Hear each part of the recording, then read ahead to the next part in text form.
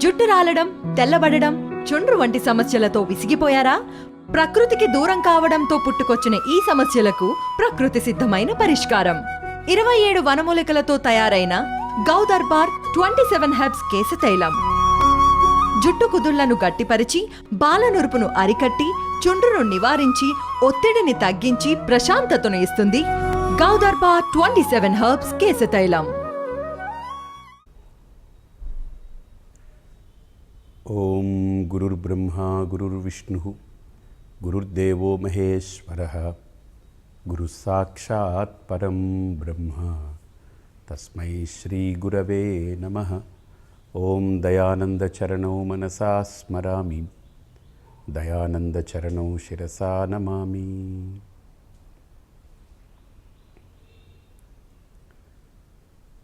మనం మన యొక్క అప్రోచ్లో 2 కోణాలని చూసాం. దాంట్లో రిజల్ట్ అనేది ఒక కోణం, సక్సెస్ అనేది మరొక కోణం. రిజల్ట్ అంటే దాన్ని తెలుగులో ప్రత్యక్షంగా దాన్ని డైరెక్ట్గా టూకీగా ఫలితము అంటారు. సక్సెస్ అంటే గెలుపు, విజయము అనేటువంటిది దాని యొక్క డైరెక్ట్ మీనింగ్. నన్ను అడిగితే ఎప్పుడూ నేను రిజల్ట్ అనేటువంటిది ఎవరు తోసిపుచ్చలేం, కానీ success is the real result. Result cannot be a success, whereas success should be a result. అది ఒక గొప్ప సినారియో. అది అంటే అన్ని సందర్భాల్లో ఫలితము విజయం కాకపోవచ్చు, కానీ ఏ సందర్భంలో అయినా విజయం ఫలితం అవుతూ ఉంటుంది. ఉదాహరణకు ఒక క్రికెట్ మ్యాచే నడుస్తుంది అనుకుందాం. దాంట్లో వాళ్ళు 250 రన్లు కొట్టాలి. ఓపెనర్గా దిగిన వ్యక్తి ఒక 100 కొడితే ఈ పార్ట్నర్షిప్ చాలా వరకు మనం ముందుకెళ్ళిపోతాం అనుకుంటాం. వాళ్ళు 100 కొట్టారనుకోండి, మనకు సాధించేసామనుకుంటాం.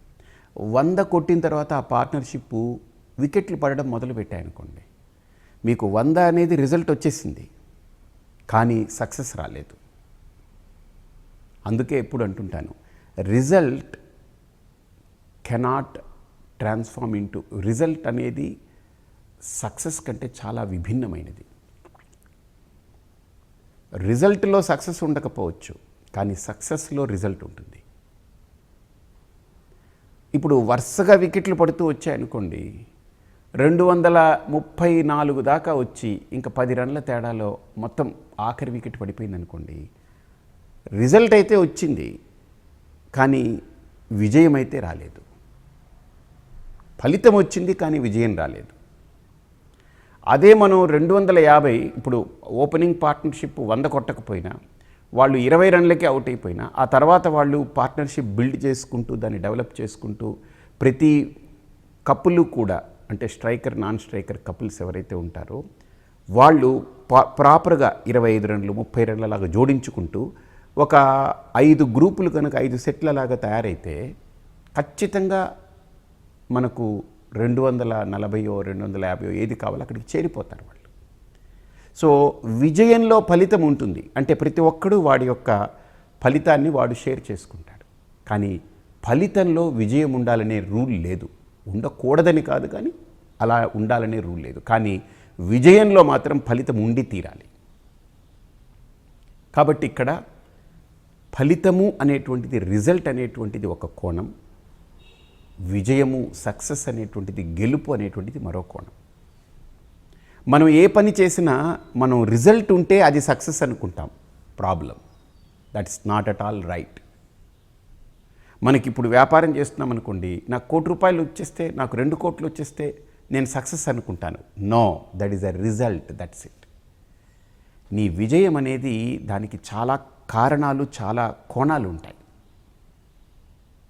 ఫలితానికి ఏముంది, పెట్టుబడి పెట్టాం, వ్యాపారం చేస్తాం, వచ్చేస్తుంది. కానీ ఫలితము ఎప్పటికీ విజయంగా మారాలి అని అంటే దాని వెనక చాలా యాంగిల్స్ ఉంటాయి, దాని వెనక చాలా కోణాలు ఉంటాయి. సో ఉదాహరణకి ఒక వ్యాపారం చేస్తున్నారు. ఆ వ్యాపారవేత్త ఒక 5 కోట్లు పెట్టుబడి పెట్టి ఒక వ్యాపారం స్టార్ట్ చేశాడు అనుకుంటాం.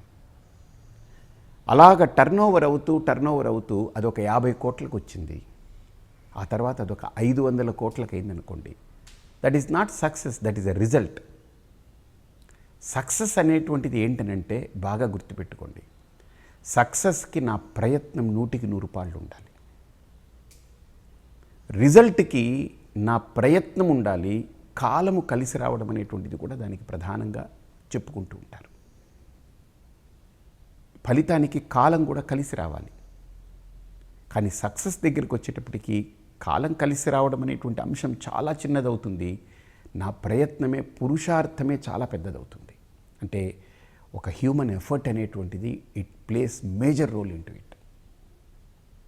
ఒక సక్సెస్ అంటే అర్థం ఏంటనంటే బాగా చెప్తాను చూడండి. ఒక అదే వ్యాపారవేత్త 5 కోట్లు పెట్టి 500 కోట్లు ఫలితాన్ని చూసిన లోపల సరైనటువంటి ఇన్ఫ్రాస్ట్రక్చర్ లేదు, తనకు సరైనటువంటి ఏదో క్లమ్జీనెస్ ఉంది, విజన్ లేదు, సరైనటువంటి మెకానిజం లేదు, సరైనటువంటి ఒక సిస్టమ్ లేదు. బాగా గమనించండి, రూట్స్ స్ట్రాంగ్గా లేకుండా ఫ్రూట్స్ కనుక మనం ఆలోచిస్తే ఎండ్ ఆఫ్ ద గేమ్ మనం బ్రూట్స్ అవుతాం. మనం ఎస్, దట్ విల్ హ్యాపెన్. మన రూట్స్ స్ట్రాంగ్గా ఉండాలి. అప్పుడే ఫ్రూట్స్ అనేటువంటివి ప్రాసెస్లో వస్తున్నా ఆ తర్వాత మనకు ఆ ఫ్రూట్స్ తర్వాత we really achieve that success. Magnanimity అక్కడ ఉంటుంది. అంటే మన యొక్క మహత్వం అక్కడ ఎంజాయ్ చేస్తాం మనం. ఒక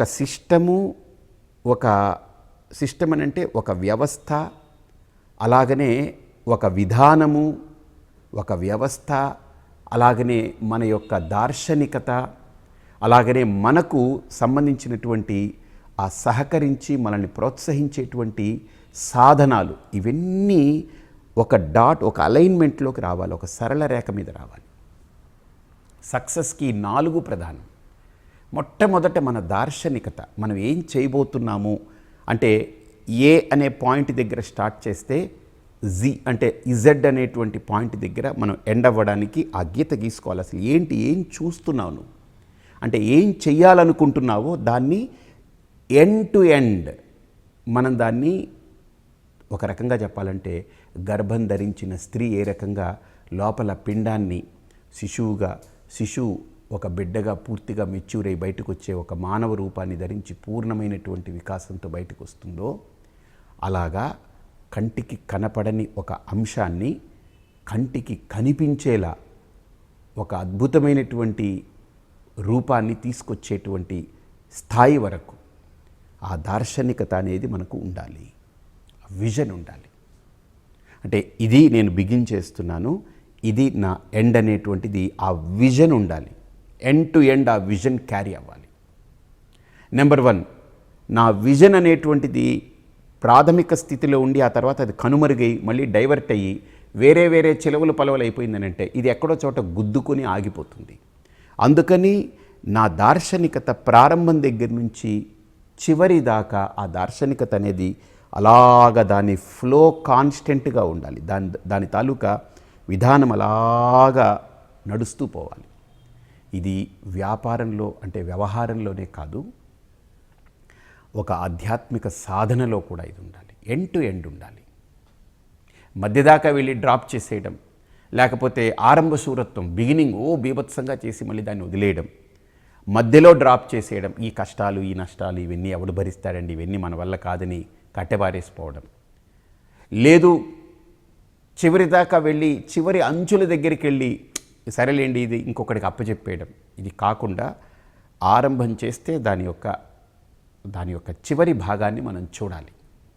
అప్పటి వరకు మన ఎఫర్ట్ ఉండాలి. Result might be anything, but your pursuit, your performance అది మటుకు చివరి దాకా కంటిన్యూ అవ్వాలి.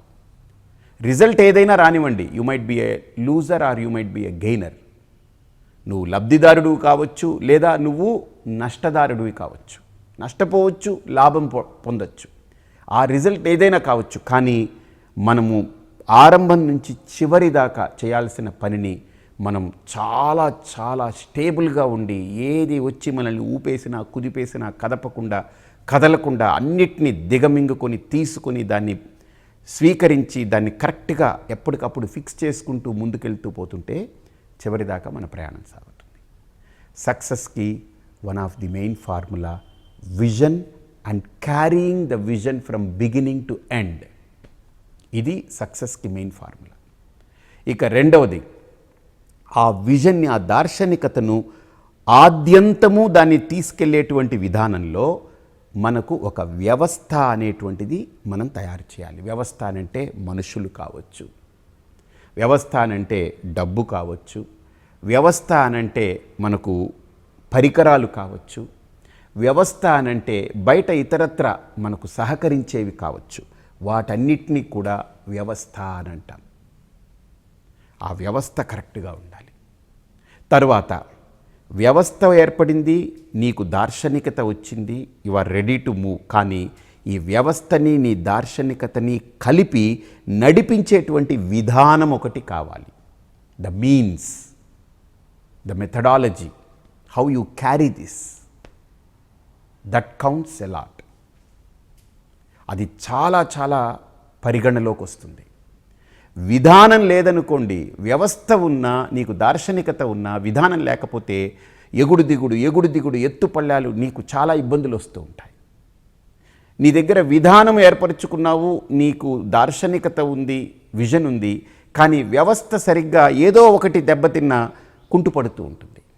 కాబట్టి గుర్తుపెట్టుకోండి, ఒక దార్శనికత, ఒక వ్యవస్థ, విధానము, ఈ మూడు ఒక సరళ రేఖ మీదకి వస్తే కాలం అనేది, మనం కాలము అనేటువంటిది దాని పని అది చేస్తూ పోతూ ఉంటుంది. ఈరోజు కలిసి రాకపోవచ్చు, కానీ నా ప్రయత్నం ఉంది చూసారా, నా ప్రయత్నం పట్టు విడవని ప్రయత్నం, అసలు పట్టుదలతో ఆ ప్రయత్నం సాధిస్తూ పోతే ముఖ్యమంత్రులు అయిపోతున్నారు. పట్టు విడవకుండా ఒకటే పట్టుదలతో, మొండి పట్టుదలతో, అసలు ఏమైనా సరే, ఏదైపోయినా సరే నేను అది అవ్వాలి అని టార్గెట్ పెట్టుకుని రోడ్లెక్కి, వీధులెక్కి, గోల చేసి, గీబెట్టి, మొత్తుకుని ఏది చేయనివ్వండి, ఎన్నైనా సరే ముఖ్యమంత్రి అవ్వాలి లేదా ప్రధానమంత్రి అవ్వాలి టార్గెట్ పెట్టుకుంటే వ్యవస్థ అలా తయారు చేసుకుని విధానాన్ని అవలంబించి అన్నిటి, కాలం ఈరోజు కలిసి రాకపోవచ్చు, రేపైనా కలిసి వస్తుంది, ఎల్లుండైనా కలిసి వస్తుంది, రావాలి. కలిసి రాకపోతే అది దాని కర్మ, పక్కన పెడదాం. మన ప్రయత్నంలో లోపం లేకుండా, మన దార్శనికతను మనం క్యారీ చేయడంలో ఎక్కడ మనం వెసులుబాటు ఇచ్చి దానికి కాంప్రమైజ్ అవ్వకుండా, అలాగనే మన సిస్టమ్ని కరెక్ట్గా ఎప్పటికప్పుడు ఫిక్స్ చేసుకుంటూ వీటిని సరిగ్గా ట్యూన్ చేస్తే కాలం అనేది నడుస్తూ ఉంటుంది. గౌదర్బార్ వారి 7 హెర్బ్స్, వేప, కుంకుడు, ఉసిరి, అలోవెరా, నిమ్మ, హెన్నా, బ్రహ్మి, 7 రకాల ఔషధ మూలికలతో తయారైన షాంపూ జుట్టు రాలడం అరికట్టి చుండ్రుని నివారించి మీ జుట్టుని ఆరోగ్యవంతంగా, ఆకర్షణీయంగా ఉంచుతుంది. సొంపైన శిరోజాల కోసం గౌదర్బార్ వారి 7 హెర్బ్స్ షాంపూ